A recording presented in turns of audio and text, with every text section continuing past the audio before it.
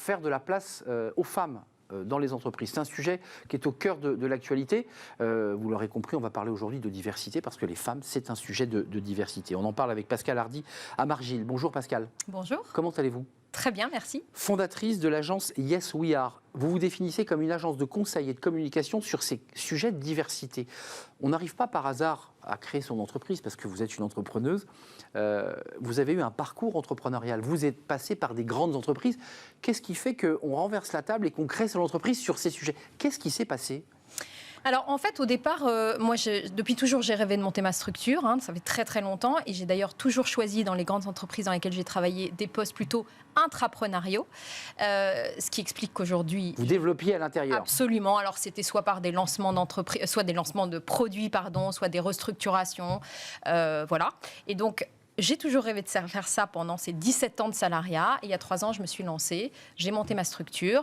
Effectivement, au départ, plutôt sur des sujets autour des femmes, parce que moi-même, j'étais une femme de 40 ans concernée par ces sujets de leadership. Et puis finalement, le sujet, à travers les pivots de l'entreprise et les années passant, c'est de développer plus largement la diversité, puisque finalement, il y a des problématiques communes entre le sujet des femmes et le sujet des minorités au sens large. D'où l'intérêt de travailler plutôt sur des sujets d'inclusion au sens large. Il y a quand même 2 choses qui se rencontrent. Il y a Yes We Are qui accompagne des entreprises, et puis il y a le législateur, il y a la loi qui, depuis la Copé-Zimmermann, cette loi importante de 2011, jusqu'à Rixin qui était venu sur notre plateau, on voit que ça bouge. J'allais dire, sur le plan du business, les entreprises sont obligées de se mobiliser. Et sont obligées d'appeler Yes We Are. Alors, d'appeler Yes We Are, j'espère bien. Vous l'espérez ? Elles sont obligées de se mobiliser. Alors, pour les plus grosses, parce que la loi Rixin n'est pas sur toutes les entreprises. Plus de 1000 salariés. Absolument. Donc, ça, c'est une chose qui est importante. C'est effectivement sur les plus grosses entreprises. Donc, il y a des lois qui passent. Vous le disiez, Index Pénico il y a quelques années, loi Copé-Zimmermann, la loi Rixin ensuite, qui sont obligées de se mobiliser. Mais il y a un autre sujet qui émerge, c'est un sujet sociétal. En fait, aujourd'hui, les jeunes, générations notamment, c'est un sujet important pour elles.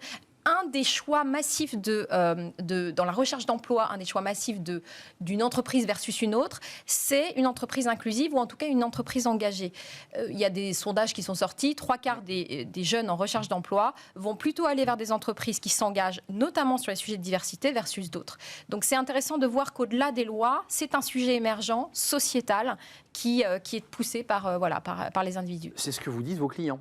Ils vous disent, moi, je suis challengé par la génération jeune et d'autres, il faut que je bouge. En fait, c'est exactement ça. C'est particulièrement vrai en ce moment où il y a, comme vous le savez, un gros sujet de pénurie des talents. Ça, c'est le sujet que tous les DRH adressent en ce moment. C'est comment on va chercher plus de gens, comment on va motiver les fameux talents.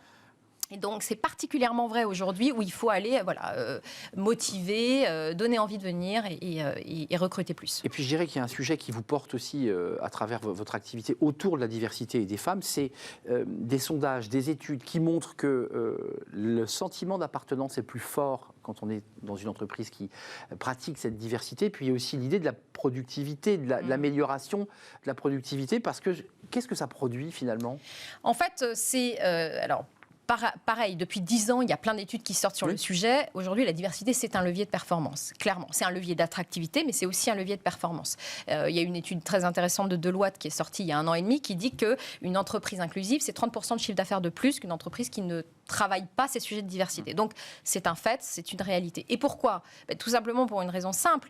C'est d'abord avoir des talents en interne qui sont issus de diversité, qui confrontent leurs points de vue, qui ont des visions différentes. C'est riche, c'est créateur de productivité et de créativité. C'est la diversité qui est forte, en fait. C'est exactement ça. Et puis, il y a une autre chose, c'est que moi, je crois beaucoup, alors je parle souvent de ce sujet-là, mais je crois beaucoup à la symétrie des attentions. C'est-à-dire qu'une entreprise qui sait être représentative de la société au sens large, c'est une entreprise qui soigne ses collaborateurs, qui saura soigner ses clients et qui donc développera les produits les plus adaptés à la société. Donc je crois à tous ces sujets-là et c'est vrai qu'on sent bien que ce sujet de la diversité au sens large, il est vraiment générateur de performance. On est sur une vision très philosophique sur cette question de la diversité, mais vous, dans votre concret de chef d'entreprise, ça fonctionne comment en quelques minutes ? Comment on organise un processus d'accompagnement ? D'abord, j'imagine, vous faites un diagnostic très approfondi. Exactement. Alors effectivement, nous, chez Yes We Are, donc on est une agence de conseil et de communication sur tous les sujets liés à la diversité et aux femmes. Et on a 3 piliers d'activité. Le premier, c'est le conseil. C'est ce qu'on appelle Imagine chez nous. C'est vraiment le fait d'accompagner les clients vers une stratégie autour de la diversité qui passe par du diagnostic, de l'audit, des entretiens internes, du benchmark, du décryptage de tendances, tous ces sujets-là. Ça, c'est le premier pilier. Ensuite, le deuxième pilier, c'est ce qu'on appelle chez nous Create, c'est la communication. C'est comment on traduit créativement et en com toute cette stratégie. Et puis le dernier pilier qui me tient très à cœur, c'est ce qu'on appelle ACT. C'est l'idée de dire, une fois qu'on a la stratégie et la com, qu'est-ce qu'on fait concrètement en interne ? Parce que effectivement, sinon, c'est du femme washing ou du diversity washing. Et donc là, on accompagne sur beaucoup de sujets d'acculturation. Et puis il y a aussi tout le sujet de donner les clés en interne d'empowerment à toutes ces personnes qui sont recrutées pour assumer leur singularité, leur individualité. Qu'elles existent réellement. Exactement. Qu'elles ne se sentent pas mises sur le côté, bien au contraire. Avant de nous quitter, vous, en tant qu'ancienne manageuse de grandes entreprises, je ne les ai pas citées, mais c'est des très très grosses boîtes. Vous l'avez vécu dans votre chair, cette espèce d'idée qu'à un moment donné, il y a le plafond de verre, que vous n'allez pas pouvoir monter plus haut, que vous trouviez difficilement votre place parfois ? Alors, je ne l'ai pas vécu personnellement. En revanche, j'ai senti des changements à partir du moment. J'ai senti des changements à partir du moment où moi-même je suis rentrée avec des enfants. Donc, le congé maternité a été quand même un vrai game changer. Ça, c'est vrai. Et puis, je l'ai constaté autour de moi. Il suffit de regarder les COMEX aujourd'hui, le pourcentage de femmes.